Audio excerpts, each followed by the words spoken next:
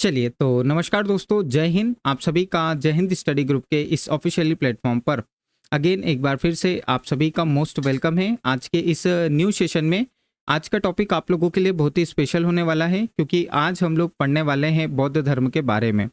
बौद्ध धर्म से जुड़ी हुई आप लोगों को बहुत सारी रोचक जानकारियां आज इस वीडियो के माध्यम से मैं आप लोगों को प्रोवाइड करूंगा, जिसमें हम लोग गौतम बुद्ध, उनसे जुड़े हुए जितनी भी रोचक तथ्य हैं, पहले हम लोग गौतम बुद्ध के जीवन परिचय को देखेंगे, है ना। और इस टॉपिक से रिलेटेड कंपटीशन एग्जाम में काफ़ी क्वेश्चंस जो हैं वो पूछे जाते हैं, तो हम लोग इस टॉपिक को पढ़ने से ज़्यादा समझने की कोशिश करेंगे, क्योंकि यदि आप लोगों ने बुद्ध को रटा है तो कोई मतलब का नहीं है, और यदि आप लोगों ने बुद्ध को समझा है तो आप लोगों के लिए वो काम का है। ठीक है, तो हम लोग यहाँ पर समझने की कोशिश करेंगे, क्योंकि कहा जाता है हिस्ट्री ज्योग्राफी बड़ी बेवफा, रात को पढ़ें और सुबह सफ़ा। तो ऐसा नहीं होगा, यदि आप लोग इसको समझेंगे तो आप लोगों के लिए काफ़ी बेनिफिशियल रहेगा। तो चलिए आइए हम लोग शुरुआत करते हैं गौतम बुद्ध से। पहले मैं आप लोगों को गौतम बुद्ध के जीवन परिचय की यदि बात बताऊं, तो गौतम बुद्ध, जिनका जन्म 563 ईसा पूर्व ग्राम लुम्बिनी में हुआ था। इनके पिता, जो कि शाक्य गण के प्रधान राजा शुद्धोधन हुए थे, जबकि इनकी माता कुली गण की राजकुमारी महामाया हुआ करती थी। बुद्ध के जन्म के 7वें दिन ही, याद रखिएगा, इनका निधन हो गया था। तो बुद्ध के जन्म के 7वें दिन, यानी कि बुद्ध तो काफ़ी छोटे थे भाई, तो इनका जो भरण पोषण था, इनका जो लालन पोषण था, वो उनकी जामाता के द्वारा किया गया था। तो इनकी जो जामाता थी वो प्रजापति गौतमी थी, और इसी गौतमी से होने के कारण गौतम बुद्ध का नाम क्या पड़ा, याद रखिएगा, गौतम कुल में होने के कारण इनका नाम गौतम पड़ा। अब बात की जाती है इनके बचपन के नाम की, तो गौतम बुद्ध का जो बचपन का नाम था वो सिद्धार्थ हुआ करता था, है ना। और आप लोगों को याद रखना है कि 16 वर्ष के जब बुद्ध हुए थे तो इनका विवाह जो था ये यशोधरा नामक एक स्त्री के साथ हुआ था, और इन्हीं से गौतम बुद्ध को एक पुत्र की प्राप्ति हुई थी, जिनका नाम राहुल था। 29 वर्ष की अवस्था में गौतम बुद्ध अपना गृह त्याग करते हैं।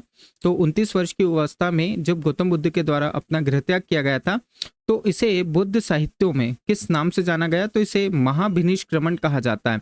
काफी बार एग्जाम में पूछा जाता है महाभिनिष्क्रमण क्या है, तो बुद्ध के द्वारा 29 वर्ष की अवस्था में गृह त्याग करना महाभिनिष्क्रमण कहलाता है। फिर गौतम बुद्ध ने 6 वर्षों तक कठिन तपस्या करी। 29 वर्ष की अवस्था में जब इन्होंने गृह त्याग किया था, तो इन्होंने अपने जो सबसे प्रारंभिक गुरु थे वो अलार कलाम को बनाया। इनके दूसरे गुरु जो थे वो रामरुद्रक बने भाई। तो इन्होंने भाई 6 वर्षों तक कठिन तपस्या करी, और 6 वर्षों की कठिन तपस्या के पश्चात 35 वर्ष की आयु में वर्तमान बिहार के उरुवेला में पीपल वृक्ष के नीचे निर्जना नदी के तट पर इनको एक कृषक स्त्री थी जिसका नाम था सुजाता। तो सुजाता के हाथों जब इन्होंने खीर खाई थी तब बुद्ध को ज्ञान प्राप्त हुआ था, यानी कि निर्वाण की प्राप्ति हुई थी। इस कारण हम लोग बोलते हैं एशिया का ज्योतिपुंज, यानी कि गौतम बुद्ध को एनलाइटमेंट ऑफ एशिया के नाम से भी हम लोग क्या करते हैं, जानते हैं। ये आप लोगों को याद रखना है। और बुद्ध से जुड़ी एक बहुत ही खास बात है ना, 18 मई 1974 की। सर ये क्या 18 मई 1974 का डे? 18 मई 1974 को भारत का सबसे पहला जो परमाणु परीक्षण किया गया था, वो याद रखिएगा आप लोगों का बुद्ध पूर्णिमा के दिन हुआ था, है ना। इसलिए याद रखिएगा बुद्ध पूर्णिमा को हम लोग इसलिए भी मनाते हैं क्योंकि इस दिन गौतम बुद्ध का जन्म, गौतम बुद्ध की मृत्यु और गौतम बुद्ध का अंतिम संस्कार हुआ था। तो बुद्ध को जन्म भी हो रहा है, उनको ज्ञान की प्राप्ति भी हो रही है, और उनका भाई मृत्यु भी हो रहा है। तीनों एक ही दिन हुए थे, है ना, वैशाख पूर्णिमा वाले दिन। इसलिए वैशाख पूर्णिमा को बुद्ध पूर्णिमा के रूप में मनाया जाता है। और भारत का जो सबसे पहला सफल परमाणु परीक्षण किया गया था वो याद रखना है आप लोगों को, वो बुद्धा स्माइल मिशन के थ्रू किया गया था। अब बुद्ध से जुड़ी हुई कुछ खास बातें, जैसे बुद्ध ने जब ज्ञान प्राप्त कर लिया था, इसके बाद गौतम बुद्ध का जो ज्ञान था, है ना, ये इन्होंने अपने क्या करा था, लोगों को बांटा था। तो जो इन्होंने सबसे पहला उपदेश दिया था उसे बुद्ध साहित्यों में धम्मचक्र परिवर्तन के नाम से जाना जाता है। और ये जो धम्मचक्र परिवर्तन यानी कि गौतम बुद्ध के द्वारा दिया गया जो सबसे पहला उपदेश था, ये इन्होंने ऋषिपत्तनम सारनाथ उत्तर प्रदेश के हिरण्यवन में दिया था। और यहाँ पर 5 ब्राह्मण थे, आनंद, उपाली, अश्वजीत, भोगलना और श्रेयपुत्र। तो ये 5 ब्राह्मणों को पाली भाषा में जो इन्होंने उपदेश दिए थे, इसी को ही धम्मचक्र परिवर्तन के नाम से जाना गया। 483 ईस्वी में कुशीनगर में कुंडा या चुंद नामक लोहार के यहाँ पर एक विषाक्त भोजन करा था बुद्ध ने, जिसके कारण इनको डेंसरी हो गई थी, अतिसार नामक रोग हो गया था और इनकी मृत्यु हो गई थी। बुद्ध के जो अंतिम शब्द थे ये बुद्ध के सबसे प्रिय शिष्य आनंद ने सुने थे और बुद्ध ने अंतिम शब्दों में आनंद को कहा था कि इस जीवन में सभी वस्तुएं शरणशील हैं और तुम्हें अपना पथ प्रदर्शक स्वयं होना चाहिए। तो ये जो बात थी ये जीवन परिचय था बुद्ध से रिलेटेड। अब हम लोग यदि बात करें बुद्ध के दर्शन की या फिर बौद्ध धर्म की मान्यताओं की, तो बौद्ध धर्म में भाई ईश्वर को नहीं मानते, वैदिक देवी देवताओं को नहीं मानते, है ना, ईश्वर की सत्ता में अविश्वास है, पुनर्जन्म में जरूर ये विश्वास रखते हैं। क्योंकि जब हम लोग पढ़ते हैं गौतम बुद्ध के पूर्व जन्मों का संग्रह, तो गौतम बुद्ध के जो पूर्व जन्म है उनका जो संग्रह है वो हम लोगों को जातक कथाओं में देखने को मिलता है। बुद्ध के दर्शन में हम लोगों को प्रतीत समुत्पाद, इसके अलावा 4 आर्य सत्य और हमें अष्टांगिक मार्ग देखने को मिलते हैं। तो बुद्ध के द्वारा जो 4 आर्य सत्य दिए गए थे वो क्या थे? इस जीवन के 4 आर्य सत्य, है ना। सबसे पहला था कि दुख, दूसरा था दुख समुदाय, तीसरा था दुख निरोध और चौथा था दुख निरोध गामिनी प्रतिप्रदा। यानी कि इस दुनिया में सर्वत्र दुख ही दुख है भाई, है ना।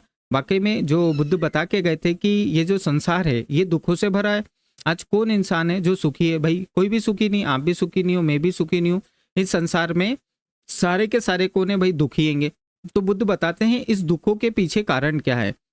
बुद्ध ने बताया इसके पीछे का जो कारण है वो है तृष्णा।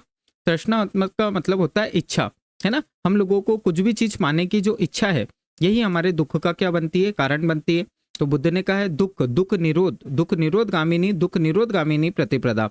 यानी कि सर्वत्र दुख ही दुख है। दुख का कारण तृष्णा यानी कि हमारी इच्छा है। परंतु बुद्ध ने यह भी बताया है कि यदि दुख आ जाते हैं तो आप यदि अष्टांगिक मार्गों का पालन करेंगे तो इन दुखों से मुक्ति मिल जाएगी। यानी कि 8 ऐसे रास्ते बताए बुद्ध ने। यदि हम लोग इन 8 रास्तों पर चलते हैं तो वाकई में दुख हमारे जीवन में कभी भी हमारे आसपास भटकते नहीं हैं। तो कौन से ये 8 रास्ते बताए थे? कौन से ये 8 अष्टांगिक मार्ग थे? जैसे सम्यक वाक, सम्यक लक्ष्य, सम्यक जागरूकता, सम्यक प्रयास, सम्यक आजीविका, सम्यक ध्यान, है ना। तो ये ऐसे 8 आप लोगों के रास्ते हैं। सम्यक का मतलब होता है राइट, प्रॉपर, सही तरीके से, है ना। सम्यक वाक यानी कि हम लोग सही से बात करें भाई, है ना। सही से बात नहीं करेंगे स्वाभाविक सी बात है भाई, दुख क्रिएट होगा। सम्यक जागरूकता, समय से पहले जागरूक नहीं रहेंगे, समय निकल जाएगा तो कुछ नहीं होने वाला, दुख क्रिएट होना है ना। सम्यक प्रयास, हमारा जो प्रयास होना चाहिए वो भी सम्यक, राइट, सही डायरेक्शन में होना चाहिए। तो भाई यदि हम लोग इन अष्टांगिक मार्गों पर चलेंगे तो कभी भी हमारे जीवन में दुख नहीं आएंगे। फिर कंपटीशन एग्जाम में एक प्रश्न आता है आप लोगों के बुद्ध संगीतियों से रिलेटेड, है ना। तो 4 प्रमुख बुद्ध संगीतियां हुई हैं, जिनमें सबसे पहली जो बुद्ध संगीति थी ये 483 ईसा पूर्व में हुई थी, अजातशत्रु के शासनकाल में हुई थी और राजगृह में इसको आयोजित किया गया था। और इस समय जो अध्यक्ष थे उनका नाम था महाकश्यप। और पहली बौद्ध संगीति में जो सबसे महत्वपूर्ण कार्य किया गया था वो था सुत्त पिटक विनय पिटक का संकलन। आप लोग देखेंगे, है ना, त्रिपिटक का संबंध किससे है? तो वो बौद्ध धर्म से। तो बौद्ध धर्म में 3 पिटक हैं, सुत्त पिटक, विनय पिटक और एक और है अधिदम्ब पिटक, जिसमें से जो शुरू के 2 पिटक हैं, सुत्त पिटक और विनय पिटक, इनका जो संकलन किया गया था ये प्रथम बौद्ध संगीति में अजातशत्रु के शासनकाल में राजगृह की सप्तकर्णी गुफा में जो महाकश्यप की अध्यक्षता में जो प्रथम बौद्ध संगीति हुई थी, इसके तहत क्या हुआ था? सुत्त पिटक विनय पिटक का संकलन किया गया। अब सुत्त पिटक में क्या दिया गया है सर? विनय पिटक में क्या दिया गया है? सुत्त पिटक में गौतम बुद्ध के द्वारा जो उपदेश दिए गए थे उनका संग्रह दिया गया है। विनय पिटक में क्या दिया गया है सर? विनय पिटक में बौद्ध संघ में प्रवेश के नियम दिए गए हैं। यदि किसी को बौद्ध संघ में प्रवेश लेना है, हालांकि महिलाओं को बौद्ध संघ में प्रवेश नहीं दिया जाता था, परंतु इनके सबसे प्रिय शिष्य आनंद के अनुरोध पर क्या किया गया?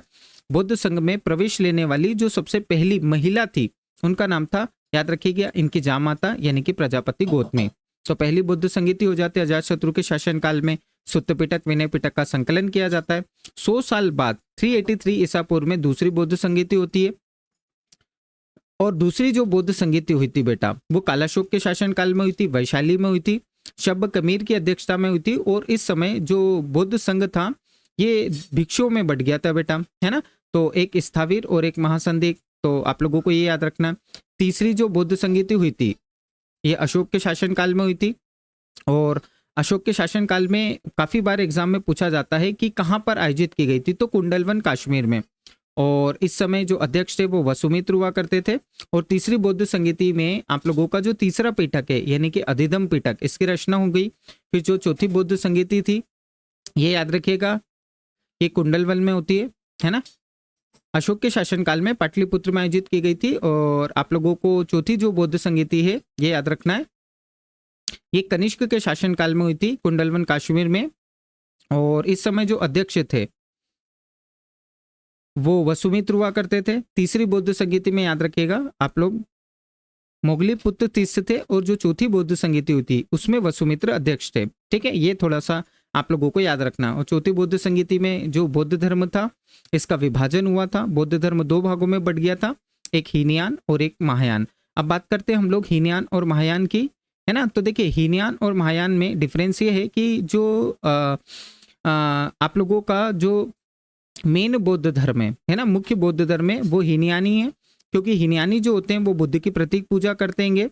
और उन्हीं के जो ग्रंथ थे वो पिटक कहलाए थे, जो कि पाली भाषा में थे, जिनकी संख्या 3 थी। सुत्त पिटक, विनय पिटक और एक था आप लोगों का अधिधम्ब पिटक। सुत्त पिटक जिसमें गौतम बुद्ध के द्वारा दिए गए उपदेश हैं, विनय पिटक जिसमें बौद्ध संघ में प्रवेश के नियम हैं, और अधिधम्ब पिटक जिसमें बुद्ध के दार्शनिक विचारों का संग्रह दिया गया है ना। तो हीनयानियों के जो ग्रंथ थे, वास्तविक बौद्ध धर्म पूछा जाए तो हीनयानी बताना है आप लोगों को। और इनके जो ग्रंथ थे वो पिटक कहलाते।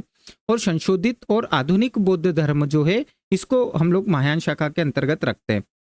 तो महायान शाखा के जो लोग हैं ये भाई बोधिसत्व में विश्वास रखते हैं।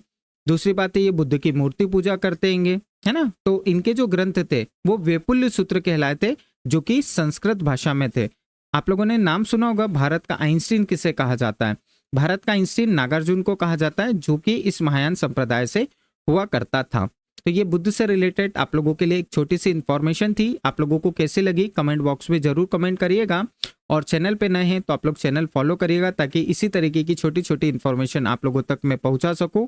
मिलते हैं हम लोग नेक्स्ट वीडियो में। जय हिंद, जय भारत।